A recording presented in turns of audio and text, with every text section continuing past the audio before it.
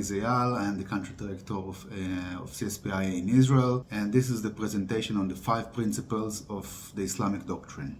We will discuss the Trilogy, Kafirs, political Islam, dualism, and submission.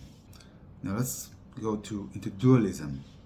You remember that there were 2 periods in Muhammad's life, one where he was a preacher, and then he became a violent military leader, a politician, violent jihadi.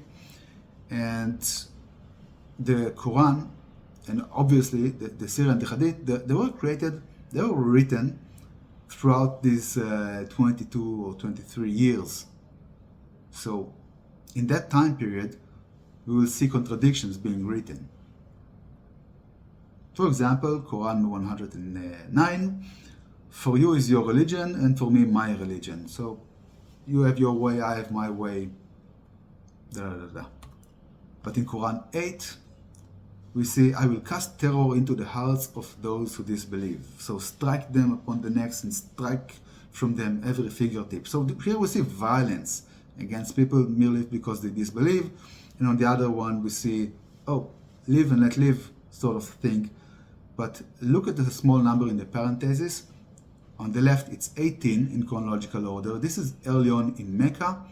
And Quran, and on the right, you see it was 88 in chronological order. This is already sometime after the move to Medina and when he became a politician and a violent jihadi. Now there's a contradiction. The Islamic political doctrine permits courtesy towards the non-Muslim. It also permits violent jihad against them, such as the jihad of September 11 in the USA or October 7 in Israel. According to the Islamic political doctrine, both are ethical acts, and neither of them can be rejected from an Islamic point of view, because these are the words of Allah, these are the actions of Muhammad, and Muhammad, like it said in the Quran, he must be followed, he must be obeyed. He's the perfect example. Islamic ethics is not based on good or bad or the golden rule, which means universality and apply the same rules to everybody, but what is permitted or forbidden according to Allah and the examples of Muhammad. Let's speak about the principle of abrogation.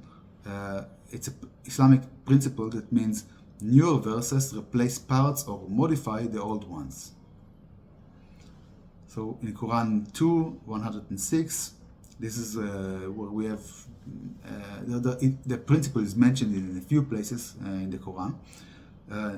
Nothing of our revelation, even a single verse, do we abrogate or cause to be forgotten, but we bring in place one better or the like thereof.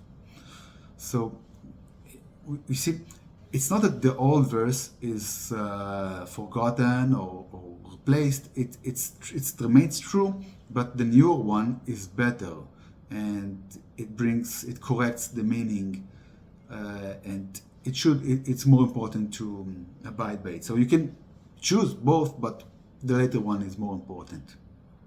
It's more correct. Muhammad was accused of fabricating, but Allah says the Kafirs don't know what to talk about because he was contradicting things that he said in the past.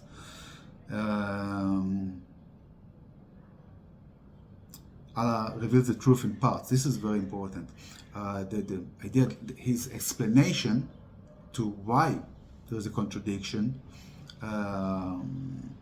Allah says that he reveals the truth in parts, and each time he reveals what the people are ready to get. He doesn't tell them all the truth from the beginning, but whenever he thinks that they are ready for it. So Quran 87, verses 6 and 7, we shall make thee read so that thou shalt not forget, save that which Allah willed, what Allah wants. He reveals what He wants. He knows the disclosed and that which is still hidden. So there are things that are still hidden. He doesn't disclose all the truth to the believers.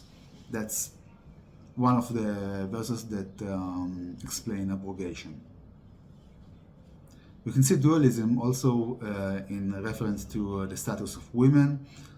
In Quran 5% of the reference to women portray them as having high status, but 71% of the text about women describe them having low status, and in the Hadith it's even worse. It's 0.6% high status and 89% low status.